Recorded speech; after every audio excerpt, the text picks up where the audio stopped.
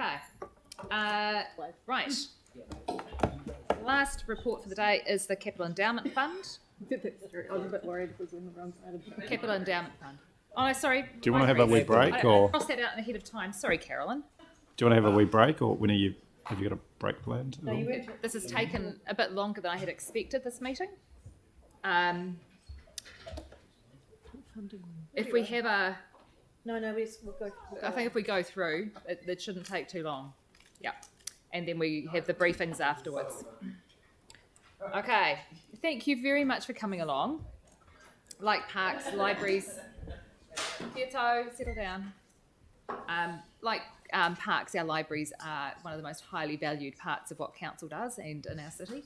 So really looking forward to this report. Thanks. Kia ora koutou katoa. Thank you very, very much, Madam Chair and Council, for the opportunity, or this committee, I should say, for the opportunity to give you an update on some of the key activities that have been happening in libraries over recent months.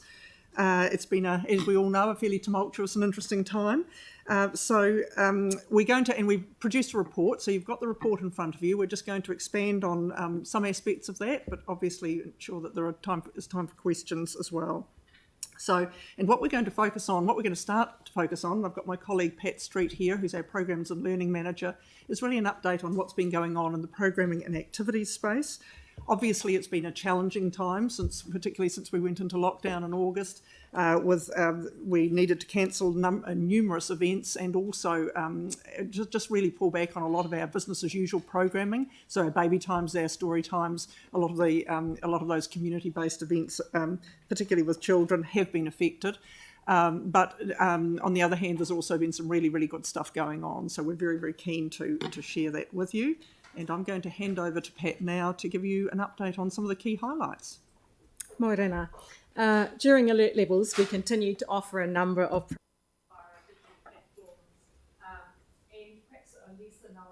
Oh, your microphone has, for some reason, gone off. They're all connected, the three of them. So Sorry. Yeah. Just start again. During the alert levels, we continue to offer a number of programs via digital platforms, and this includes perhaps a couple of lesser known ones to you. Our next chapters and life stories, which are in collaboration with Dementia Canterbury since 2014, where we support the participants to share their story and have a special book created for them to share with their family. In this special Cup Day session depicted of next chapters, hence the fascinator that you can just see on the staff member, we were thrilled to hear of a young gentleman, an older gentleman, but still deemed young, was absolutely avid in his discussion with the activity using the historic photos of the Addington races via our Canterbury Stories. Our staff member said, "It's been challenging running next chapters via Zoom, but I feel so privileged to be involved and have participants share their memories and stories with me. It is honestly the highlight of my job at the moment, and I look forward to it every month. These programs are life-changing, and Dementia Canterbury says, we're so grateful we are able to access your wonderful spaces, resources, and work with your fantastic staff. The groups are stimulating, rewarding, engaging and fun, and make a real difference in the lives of our clients and their families. And probably the most moving feedback to me, having had a father with dementia, was to hear the participants say, telling his story allowed him to see that his life has mattered. A casualty of the change in alert levels was the cancellation of our Esports tournament. We had our first pilot last year, and it was really disappointing off the back of that very successful event, where one of the supervisors had said, it was seriously so good and something missing from New Zealand for a long time. Kids who don't find success in other areas get to excel in esport. Being part of something, being part of a team, they just don't get this in other facets of their lives. However, this term we resumed our weekly sessions with approximately 45 increasing through to 105 young people coming into our libraries every Wednesday to play. To support young people, Sport Canterbury purchased eSport units for use across our libraries, And you can read more about this in our latest Newsline story about this generous gift. A focus for us in 2022 will be to support ongoing members of the community who have asked to form their own teams and to play in libraries using esports. I'm really excited to share the first event that happened during the Orange setting last Saturday. It was absolutely delightful. It was the Teddy Bears Picnic in Tūranga, and 29 families gathered to engage in a range of activities, celebrating children's special soft toy friends. And I can tell you, it was an outstanding success. To hear the noise, the laughter, the fun coming up those stairs on Saturday morning at 10 o'clock was extra special. The program was fully booked and plenty of excited little ones and their whānau gathered in the TSB space. The youngest was 6 months and the oldest in their 80s. One lovely little boy said to me as I was standing at the door, "My bear gets to go out and he doesn't even need to wear a mask." Parents were delighted. This has been such a fun and engaging morning. Thank you so much for putting it on. Another said, "Hasn't this been fabulous? It's great to be out and about again." A special feature was the curated digital exhibition, which showed the Christchurch City Council Teddy Bears picnics from days past, and plenty of discussion around what was it like when you were a child going to the Teddy Bears picnic. For the staff, a member said there was an overwhelming feeling with sheer joy at seeing the buzz of excitement and families back in the library. It has made it so worthwhile. We will be taking this particular event out to our community libraries throughout 2022. So what else is on the books for 2022? We are, as you'll be aware from the report, working with the Ministry of Social Development with the provision of Children's Activity Pack to be part of the Emergency Housing Pack. We've got approximately 300 children's packs ready and available for distribution. Our annual reading engagement program provides opportunities for children and whānau to read together. Children can continue to get their children's university experiences credited through participation in the Reading Challenge. And they only need 3 words to describe their favourite book. International Lego Day on the 28th of January in 2022. We're working in collaboration with the Imagination Station and we'll be running events across 10 libraries during that day. Another new project for us is that we are currently working with students from Otawhiti Unlimited, Avonside and Hornby High Schools in the design of a work experience program in our libraries. This work builds on the very successful holiday program, Librarian for a Morning, which we have running throughout the holidays, and in response to inquiries from students and teachers from a number of schools. And finally, just to share another customer story. There's no slide for this, but it was just really important to reiterate how valued the services are by a customer. So a lady phoned to find more about joining a mahjong group at the library. She doesn't have a computer or an internet connection at home. She does use our free PCs and is extremely grateful for this too. She explained she is caring for her terminally ill husband and still dealing with her earthquake claim with Southern Response. She feels exhausted and disconnected. She is looking through the new What's On booklet and feeling extremely grateful that Christchurch City Libraries is reaching out to communities. It was because of this she rang through to make her response. She'd like to take her hat off to the people who are working hard behind the scenes, providing opportunities for the community to connect, engage and learn. She wishes her appreciation for all these services to be passed on, which I have just shared with you as well. There are other highlights, which Carolyn's going to share with you as well. Thank you, Pat. And just a couple more in the that also have partnerships, an exhibition and another collaborative event with partners. So this one here is the Whakata Mai Te Kukuwai exhibition, which is running currently in our South Base Gallery in Turanga. It'll continue through to the 7th of February. And it celebrates the special Ngāi Tahu relationship with the wetlands. It was a significant partnering opportunity between libraries and Te Runanga Ngāi Tahu, with support from Canterbury Museum and the School of Fine Arts at the University of Canterbury. So you can tell it's really sort of a multi-collaboration. And it's providing visitors with the opportunity to really view up close and personal historic artefacts and engage with opportunities to learn more about traditional practices relating to mahinga kai and relationships with the wetlands. And another one that some of you may well have been involved in fact I'm sure that at least the Mayor was Word Christchurch, which Christchurch City Libraries collaborated closely with the Word organisers, and as you'll be aware that had numerous sort of twists and turns because of COVID-related restrictions, but nevertheless was a very, very successful and well-attended series of events. Turanga was one of the hub venues for Word this year, and we made good use of the various spaces available across the building.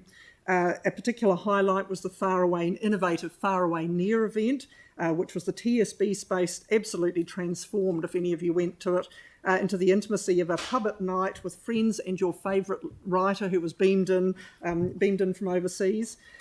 We had, I think, 500 people participated in the various Far Away Near events, and also a fantastic occasion was the Foundation Cafe Pop-Up Festival, which was a 6-hour performance showcasing Christchurch writers and poets. 200 people, I think, came in throughout the day, 100 just to be part of the very popular Poetry Slam. So there's just a couple more to share with you.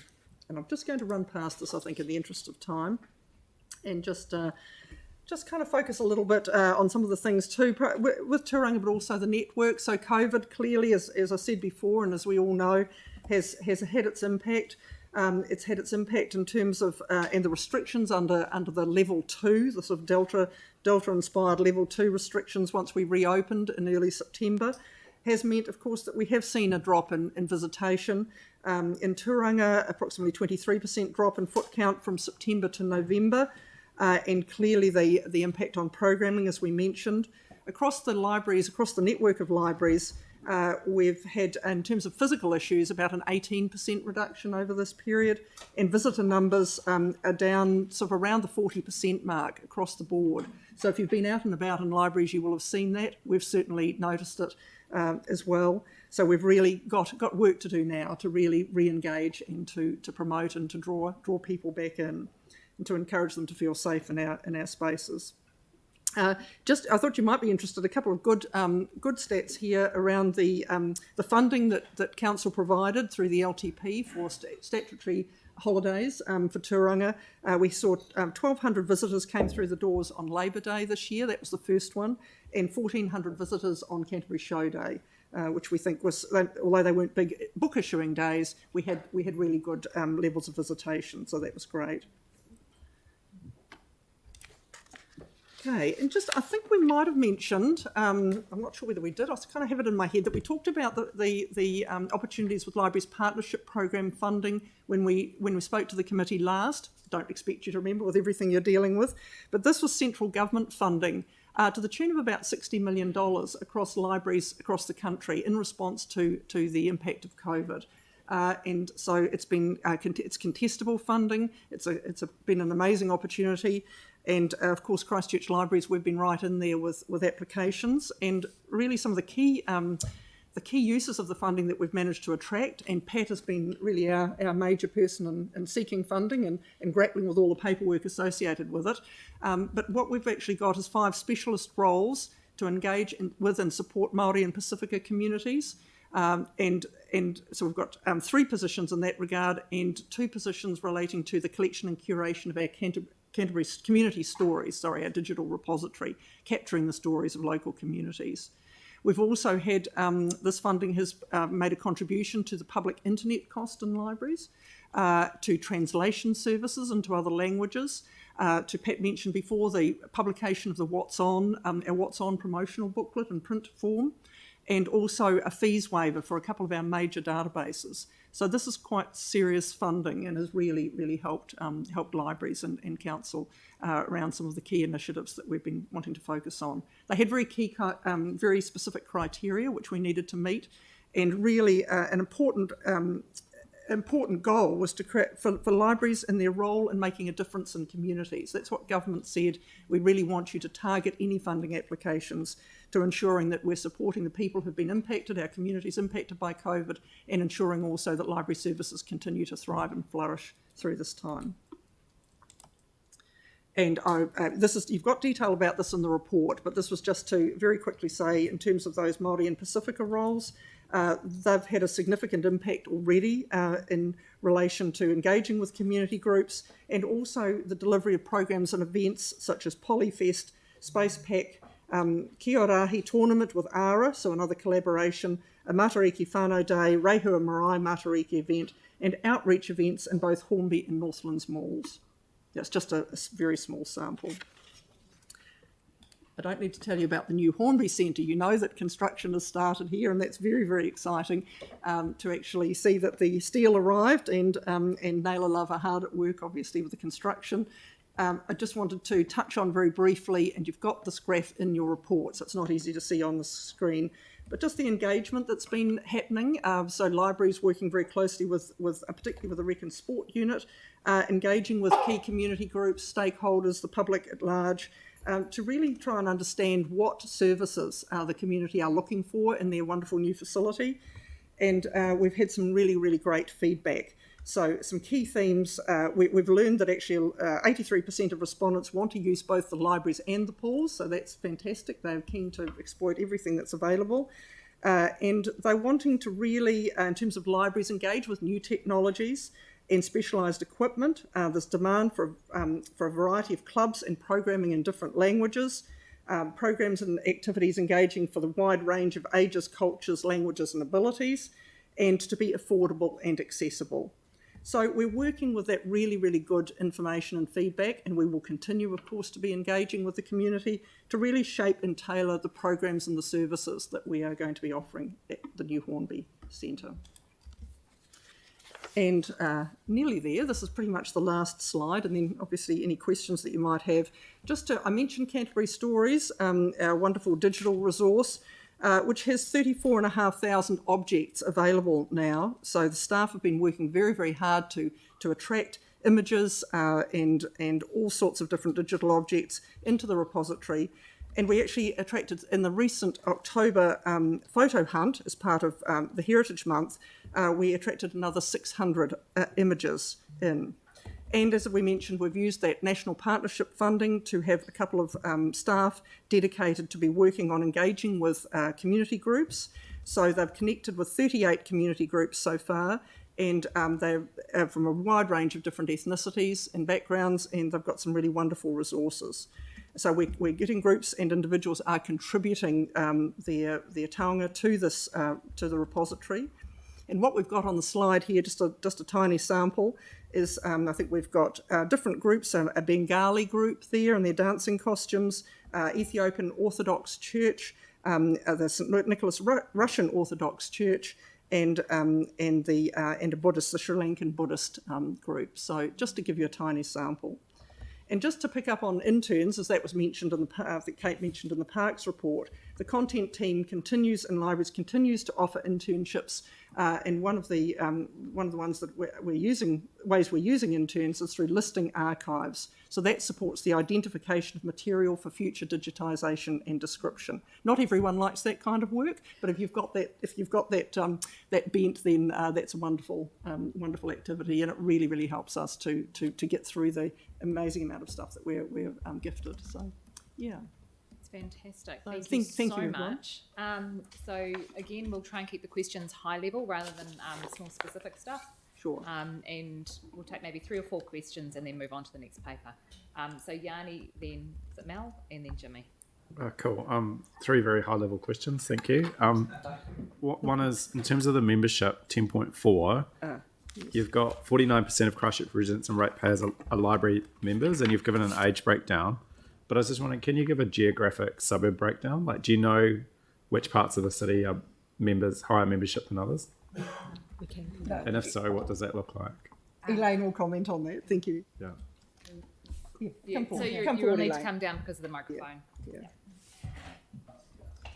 So the membership data is based on where that person joins in the first instance. So if I was joining at Ringwood Library and then moved out to Belfast, well then I'd be still everything that I take out still relates to Ringwood. Okay. So we don't change So we're not able to search by address and work out which.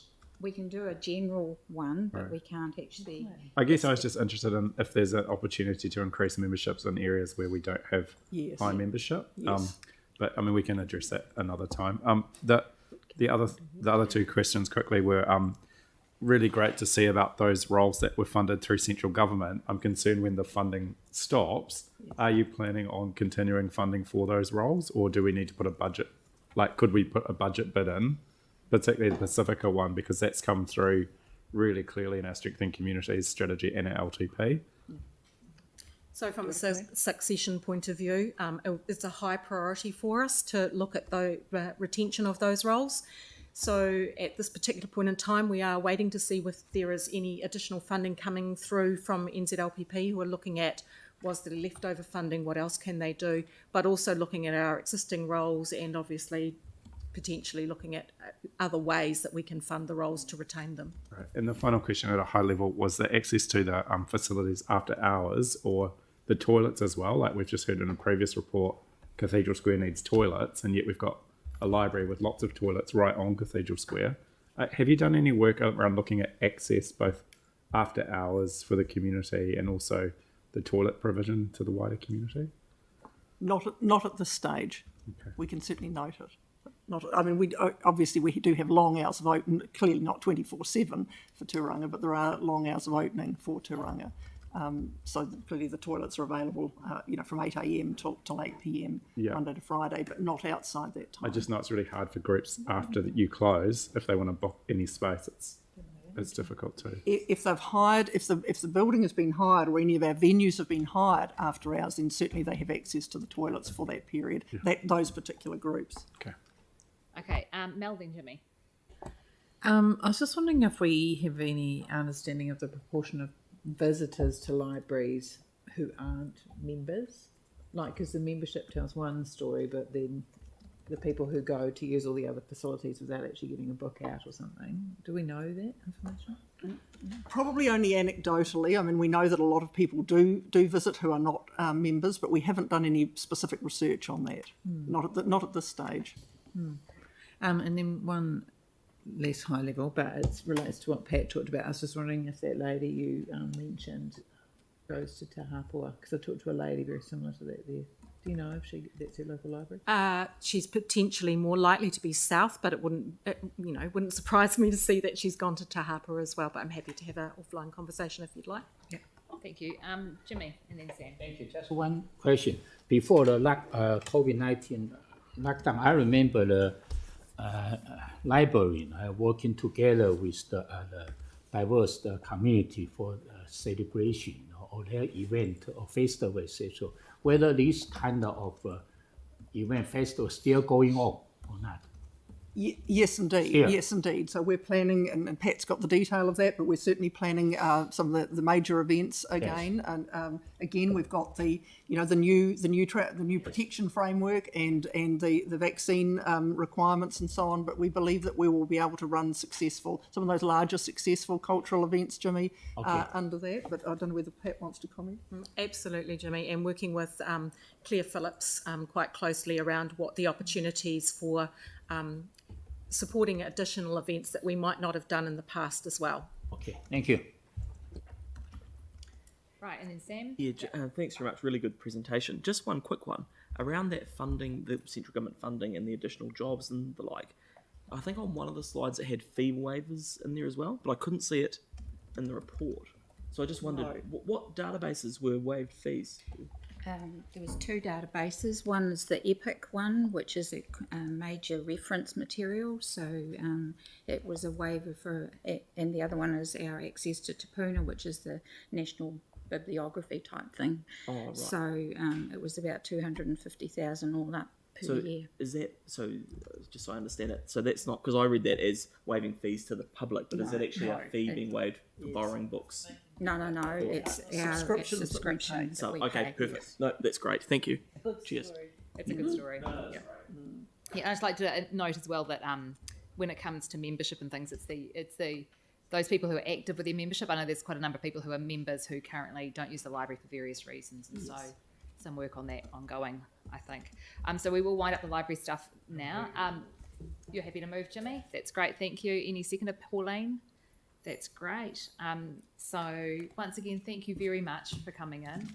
Libraries are always a pleasure to hear from, and there's so much good work that you're doing in the community, so thanks for that. Thank you, and thank you for your interest. It's great. Is there any debate?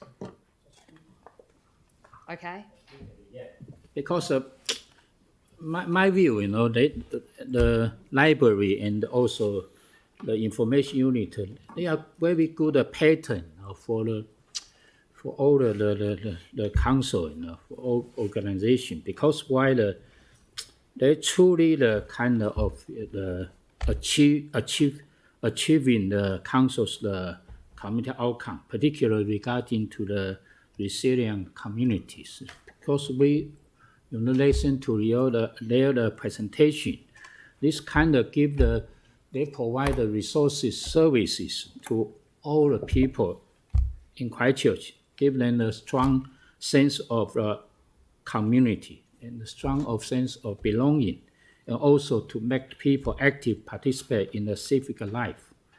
It's fantastic. Also, based on their slides, we can see they cover all kinds of people: elderly people, dementia people, young people, children, all different the culture, the group. It's quite balanced. This kind of service, the vision also they make it happen. The other one I particularly impressed with they are the totally consistent and compliant, and for the implementation of council's the multicultural strategy, because the equally to give people to access council's the resources and the services, and also value and celebrate those the identity and the diversity of the cultures. But last one regarding the new Hornby Centre, because they did have the engagement, particularly regarding to the new technology, showing the drop-in and the different language or book can get in together. But I think we still need to working together as partnership with the NGO, with the central government and the local community. Then we can make it happen, rather than only the information library unit can do it. So I think that's very good, fantastic. Thank you. Thanks very much, Jimmy. Anyone else? No, in that case, I'll put the motion. Ka whaka-ai, those in favour? Ka whaka-kau, those against? Declare that carried. Thank you very much. Right.